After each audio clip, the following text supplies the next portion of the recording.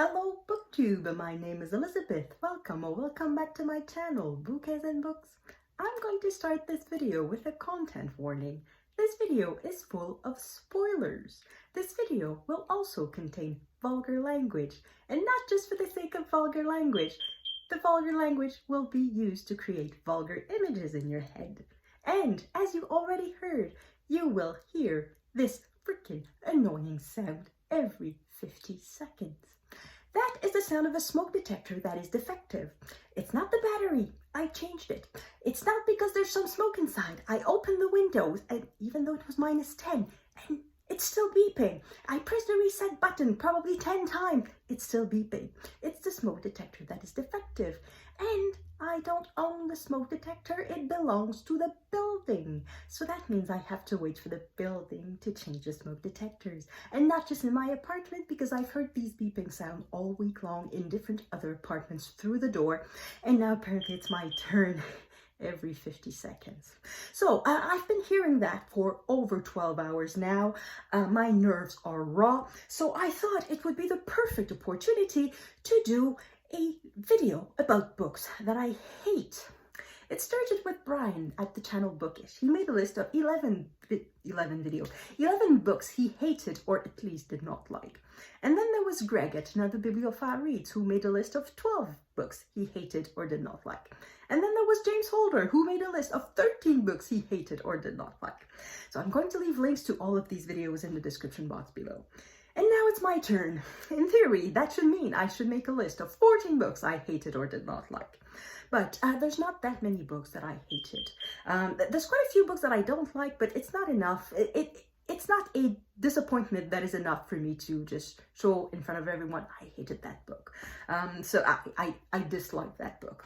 I hated the book. I have some. So I'm going to concentrate on books that I hated. And I've got 5 of them. 5 books that I hated. And I think this video could be long because for some of these books, there's a lot of things that I hated about them. For some others, it may be a bit complicated to explain the things that I hated about them. But anyway, I think it's going to be very therapeutic for me just to vent and just to be in a bad mood for this video. So if you're here for cheerful Christmas content, thank you for stopping by. I'll see you in the next video. Oh, I'm in a bad mood. So the first book that I hated, it's not just that I didn't like it. I hope this is not going to be too annoying. I hope. I'm going to try to ignore the beeping, try to do the same. Hopefully it's less loud at your end than at my end. It's annoying. Anyway, the first book that I hated, Murder in Matera by Helene, what's your name? Stapinski. This is a non-fiction. You think, huh? The title, subtitle is A True Story of Passion, Family and Forgiveness in Southern Italy. True is the second word. I have an issue with that. The basis for that book, it's a sound basis. I should say, I bought this book on the internet. So when I bought it, I just had the title and basically the blurb at the back. I don't read reviews, and I don't think the reviews made any mention, the sort of book critic reviews that I saw made any mention of that problem, which is a bit weird. But anyway, so this is somewhat of a memoir. So this journalist, Helene Stapinski, there's no R, Stapinski, has a great-great-grandmother about whom some sort of family legend was transmitted. And apparently this great-great-grandmother was a murderer. She had killed someone and her lover had helped her escape. And that's how she ended up in the United States. So at some point, the story is really intriguing her and she decides to go to the sources and try to figure out what is the story about this murder. So she goes back to Italy, to the place where her great-great-grandmother lived, to try to find some trace of this woman. So either traces in the civil documents like birth certificates, marriage certificates, or even better, newspaper articles about the murder or the court case or something like that, or even just local lore. You know, these stories, they can live on for a long time in small places. All you need is someone who is 90 years old, who heard from their grandparent, like a grandmother, oh yes, she was there, she told me that this happened. Because for me, this great-great-grandmother moved to the United States in 1892. So that means we're going back to 1880. Well, 1880, that is the time the grandparents of my father were alive, or the grandparents of my mother were alive. So basically, my parents could tell me, oh yes, my grandmother or my grandfather told me about this. So it is within living memory in theory. So all of this to say that this journalist goes back to Italy and decides to find the story, the true event behind the story.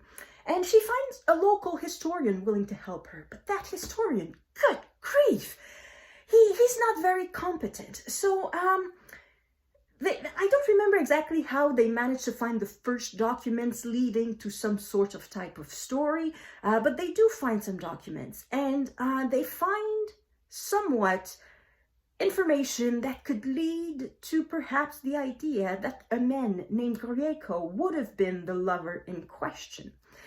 The reason they conclude that Grieco would have been the lover is that he was the landowner.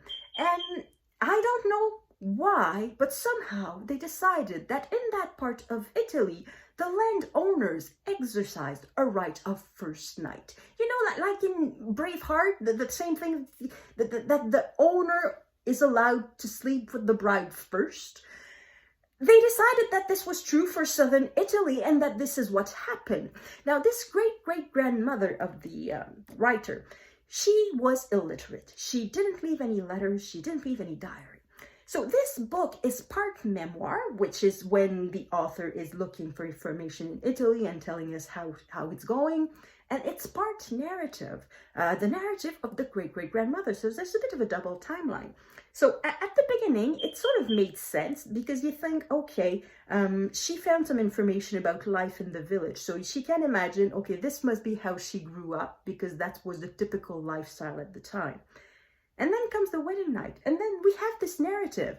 Oh, finally, the wedding is over. And the bride, the groom takes the bride to the bridegroom, the wedding chamber, whatever it's called, takes her home. And then the moment has come, but tock, tock, tock, there's a knock on the door. It's the landowner coming to claim his right.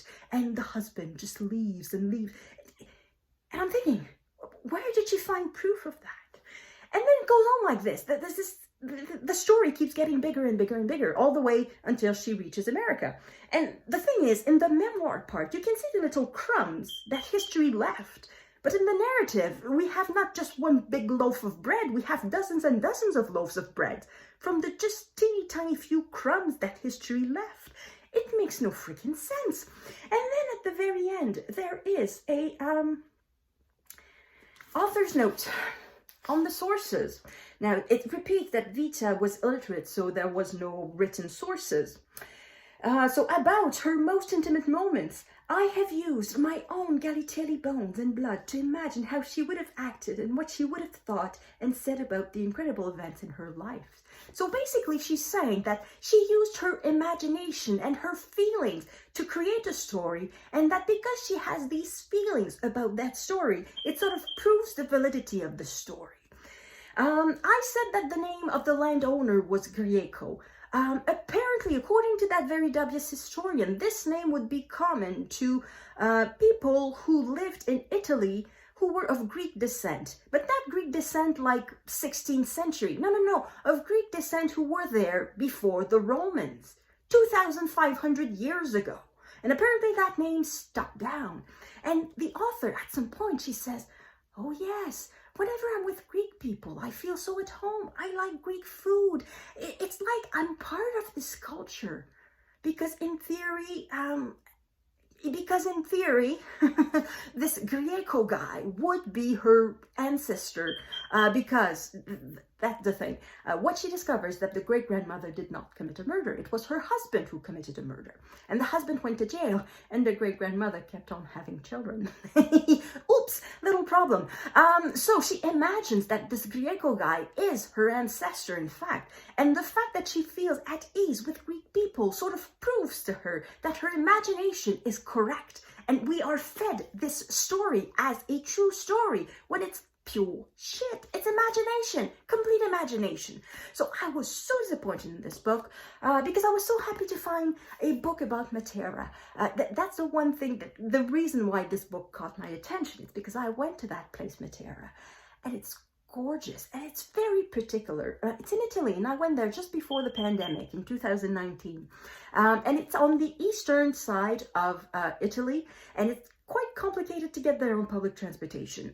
You have to start from Naples, you take the train to Salerno, and then from Salerno you take the bus to Matera. But you cannot take the bus directly from Salerno because it's a train ticket and you have to take a train ride part. So even though I was in Salerno, I had to pay for the train ride from Naples to Salerno and then go to Matera. But anyway, it's a superbly beautiful place. I'm going to leave pictures, and it's a place that has been inhabited since prehistory, and people there did not change their way of living for thousands of years. Until the 1950s, people lived there pretty much exactly the same way they have lived 2,000 years before, 10,000 years before. They were basically living at the Stone Age. And yeah, it's a very moving place. So that's the reason why I was so captivated. Oh, Matera, I want to read about something that happened there. And it's not exactly the town of Matera because it's also the name of the region or the administrative organization, whatever, you know, the department, I guess. So the story itself does not happen in the town of Matera per se. It happens in a village in the region of Matera. But so I was so happy to find a book about it, but it's shit. It's shit. 10 minutes. Oh my god. This video is going to be long. I'm enjoying myself. I hope you're enjoying yourself too. So this is the second book that I hated. The title in English is Island of Point Nemo. And this is by an author that I really liked. I read one of his books that was Where the Tigers Are at Home. And that book was just brilliant. So when I saw this book at the bookstore and I read the back cover, I thought, oh, this looks very interesting. And I put it on my Christmas list and I received it for Christmas. Not last Christmas, but a few years ago. So I received it, so I was very happy. So I started to read it, and I thought it was a bit boring, but I kept on reading it because it was a Christmas gift and I knew that I would be asked, so how was it? Now I can say, it was shit. The problem with this book, as I said, it's very boring. The story is that this guy is asked to help a friend, a woman friend, recover some diamonds that were stolen from her. And they are running after this professional criminal who is leaving clues behind him, and they have to solve the puzzles and try to catch the thief. And yeah, they are taken on a wild goose chase, and then there are multiple storylines sort of intertwining, and they don't really come together. They sort of do, but they don't, and it's not clear. It's confused, very, very confused. And the problem is that this is so, I know I don't like this word. A lot of you don't like this word, but problematic. It's not so much that it's problematic because we imagine that there are these rules and it goes against these rules. It's just you read it and you're offended. It's offensive. The book is offensive. Okay, it's not problematic. It's offensive. Example, there's a woman, an employee, a secretary. She is very often fondled by her boss, the pervert. But no, it's okay. She falls in love with him. There's a man who gets raped. It's okay. He discovers he's gay. There's a black man in there. What's his role? His role is to have a big penis. Because, of course, that is the role of black men in books. And then he's boiled alive. Yeah, that's a nice fate. What else? Oh, yes, at some point, one of the clues that they find, it's sort of an object. It looks like the handle of a sword, except that it looks like the handle, like the handle of the sword with this sort of hand protection, all in mirrors. But the problem is that the handle is not under the hand cover. It's like on the top of it. What is this? What is this? And then they figure out it's a sex toy. It's a dildo. But why would there be a mirror around it? Oh, maybe the thief left a clue. And then they find a brothel and a prostitute who was there. And she says, oh yes, somebody tattooed a message around my anus. And the only way you can see it is if you use this huge dildo. And let me show you. And she kindly bends over and inserts the dildo in her ass so that the people can read the message that was tattooed around her anus. It's disgusting. interesting. And of course, supposing that you can remember the story after having seen all these ugly things, the story is boring. Oh, and I forgot, at the very end we get a revelation that the person behind all of this, the person who financed this whole expedition, was the person who was serving them. They were served by a person of color, of course, because we are in this sort of end of the 19th century that is... they sort of fictionalized end of the 19th century with some science fiction aspects to it, like very much like Jules Verne, like Jules Verne. It's a tribute to Jules Verne, and I haven't read everything by Jules Verne. I've read very little, but somehow I don't think there's a prostitute with a tattoo around her anus. I'm pretty sure that's not in Jules Verne's. Dildos in Jules Verne's? I don't know. Big penises in Jules Verne's? I don't know. So anyway, the person who financed all of that was a very, very rich man. However, he reveals himself only at the end, and he decided to go along as a servant because it was so much easier than to explain that I was rich. Yeah, because a person of color being rich, it's so complicated to explain. I'd rather be a servant. I'd rather wash your dirty laundry. I'd rather serve you tea. It feels so much more natural.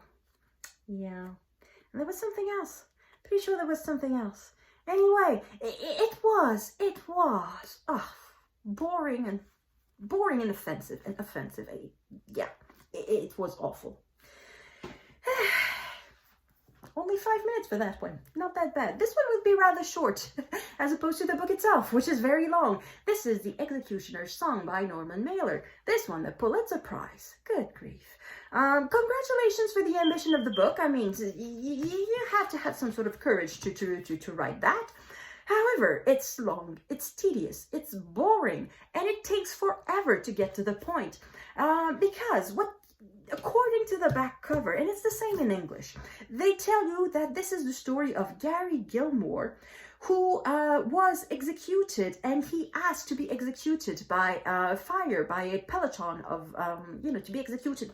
Man, this is the French translation, and that was also a mistake, by the way. I should have read it in English, assuming I should not have read it at all. But anyway, and basically that he's the first prisoner to have been executed for a very, very long time, and it was for him that it was that death penalty was reestablished, basically. And that's what sold me on the book. Oh, that must be interesting. A prisoner who is, that's the thing, he did not ask to be reprieved. He did not ask for a commutation of his sentence. Normally, every prisoner asks for that, and in that particular state, that was, I believe, Utah. It was in Utah. The governor always commuted the sentence, but he refused to ask for it. He said, no, execute me. I want to be executed. So he was the first one to be executed for a long time. So I thought that was the interesting part. But no, that happens about here. All the rest is just his crimes and his life, and it's told in a very cold and detached way. It's supposed to be some sort. It's a novel, so it's not a nonfiction. It's a novel. But Mailer wanted to do some sort of journalistic investigation work, I guess. He wanted to try to figure out everything possible about that man. And anyway, it's tedious. Don't read it. You'll never have your life back. And the problem is, if you read it in French, the translation has problems. At some point, at the beginning, they are watching what I assume is NFL football. At the beginning, it's translated as rugby, and at the end, it's translated as football. And then there were a few times where the sentences barely made sense. It's barely made sense in French, and I could just translate each word in the French sentence, word for word, back in English, and that made total sense. So you could see that it was just a bad translation, that the translator was tired on a deadline, did not reread himself or herself. Anyway, so the translation is not that great. I have to say that for the length of it, the problems are rather sporadic. It's not the entire length of the book. They appear once in a while, but still, it's an issue. So, this is boring. So don't waste your life reading this. You'll never have these hours back. Okay. Now we are going into touchy territory. These 3 books that I just presented, I suppose two of them you've never heard of, and Norman Mailer, I think it's rather admitted now. It's rather common that that book is rather tedious. The next one is a favorite. In Greg's video, he said that he did not like Persuasion by Jane Austen. And in the comment I said, oh, how could you? Well, now I'm going to bash on one of Greg's favorite books, A Confederacy of Dunces by John Kennedy Toole. I did not like that book, and I'm going to go a notch further. I hated that book. This is the story of a grown man who is behaving like a child, who is bullying everyone around him, and is completely oblivious to that. He's just totally self-centered, and that's it. It's supposed to be a comedy. It's supposed to be funny. I don't think grown men bullying people around them is funny. I could see where it was supposed to be funny. I could see, oh, the valve. I'm supposed to laugh there, because that's the other thing. He's obese. Obviously, he has health problems, and he's always thinking about eating. And every time he's not feeling well, say, oh, my valve, and he's about to collapse or things like that. And I could see that, oh, that's where I'm supposed to laugh. I'm not laughing. I don't think it's funny. And also, this won the Pulitzer Prize. It won the Pulitzer as after the person that posthumously. The problem is, in my opinion, that book is not finished. The story reaches the end, I think it reaches an end of some sort, but it's not polished. It could have used some editing, and it could have used some cuts and some tweaking and being pulled together a little more. It could have used some rewriting in some places. I really did not like that book. I hated that book. Not as intensely as I hated the other books I mentioned, but yeah, I think this is a bad Pulitzer. Okay, last book. This one is not a prize darling, it is a booktube darling. Before the Coffee Gets Cold by Toshikazu Kawaguchi. I bought this book on the day, a bit like today, but not quite like today, different. On a day that I was feeling, not sad, but I was feeling just bad day, somewhat. I need a book to cheer myself up. I went to the bookstore without any idea in mind. I just wanted to browse and perhaps something will cheer me up. And then I saw that book. I said, right, everybody on BookTube raves about it. That's going to cheer me up. So I bought the book, full price. And that book is the price written on it. Oh, yes, it is. $24.99 Canadian for a book that is 272 pages long. So that's about 10 cents per page, which to me is an outrageous price for a book. So anyway, I bought the book at full price because I thought that's going to cheer me up, and $25 to get cheered up, it's worth it. So I started to read. So this book is divided into 4 parts. And in the first part, we are introduced to the particular functioning of that coffee place. So there's a coffee place where it's possible to travel in time. So we meet the first main character. She is a woman of 20-something years, 28, 29, something like that. And apparently in Japanese culture, a woman, even if you're a working woman, you're supposed to have a boyfriend of some sort, otherwise people think that there's something wrong with you. So she spent a lot of time with a man whom she only sort of liked at first, but she found it convenient to be with him because it avoided a lot of questionings. So that woman, I should say, is described as being very intelligent. She speaks multiple languages, and she's very career focused, and she's very smart. So this man that she's been basically going out with for a number of years now invites her to a coffee place. It's that coffee place, and she thinks that he's about to propose, and at first she doesn't quite know if she's going to say yes or no. And then instead of proposing, he says, I was offered a job in America and I'm taking it. So basically he dumps her, and her heart is broken. Now she realizes that she loves him. So she leaves, they leave, and she's very sad. And then at some point later she realized, wait a minute, that coffee place we were in, I read an article about that. We can time travel in that coffee place. So she goes back and she runs there and goes to the counter and says, I want to go back in time. It's very important. and the person behind the counter sort of dithers a bit and like, no, we don't need you. Yes, you do, don't lie to me. Okay, fine, we'll do something. Okay, so they prepare certain things and they start to explain there are certain rules. No, I want to go right now. It's very, very important. Don't stop me. There are some rules. The first rule is that you cannot change what happens now. I don't remember the order of the rules, by the way, but there were 3 rules. So one of them is that you cannot change what happens now. Why are you telling me that? I need to go back in time. So basically, a woman, a grown woman who is super intelligent, turns into a toddler the second that she has feelings.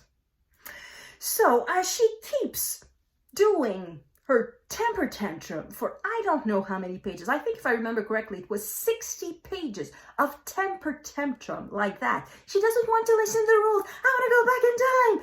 And you know, the thing about going back in time, at least according to a paradigm where you can choose the date and place. In this case, you cannot really choose the place. You can only stay within the cafe. So that's the second rule. But it's okay. She wants to go back to the time where the guy tells her, I'm leaving for America. And she wants to answer, I love you. It's not that complicated, really. So that's perhaps the explanation why there's such dithering in explaining the rules. It's because there's no plot. So anyway, the thing about traveling back in time is that it doesn't matter whether you leave now or you leave in 15 minutes or in 20 minutes or in 3 days. If you want to go back to, let's say, last Monday at 5 o'clock, you're going to arrive last Monday at 5 o'clock. Doesn't matter whether you leave in 5 or 10 minutes. And you might think that time travel is something quite complicated that comes with rule.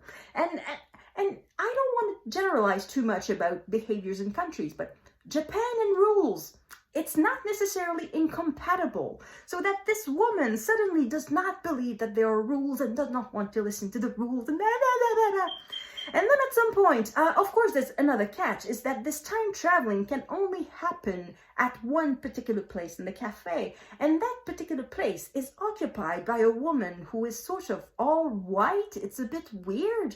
And she never leaves. And, of course, the love-struck woman just goes to her, I need your place, please leave, please leave. And the person just ignores her. And then she tries to drag the person. And the person behind the counter just said, no, you can't touch her. She's a ghost, she's a ghost. Ghosts don't exist. You're just trying to prevent me from going back in time. If you accept that time travel is a thing, what prevents you from accepting that ghosts exist? It makes no freaking sense. So after about 20 pages, I wanted to throw the book across the room. I couldn't stand it. But then I said, I paid $25 for this. I'm going to read more than 10 pages. So I kept reading.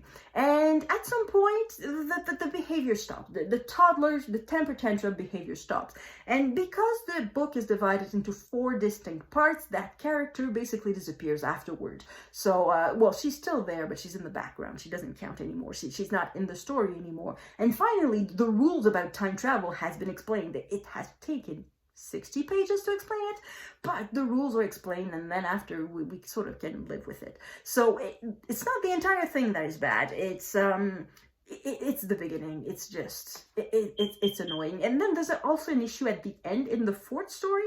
There's a problem in the time travel. The person does not arrive at the place and time where she was expecting, and the people behind the counter in that time in the time traveling moment tell her there's no time to explain.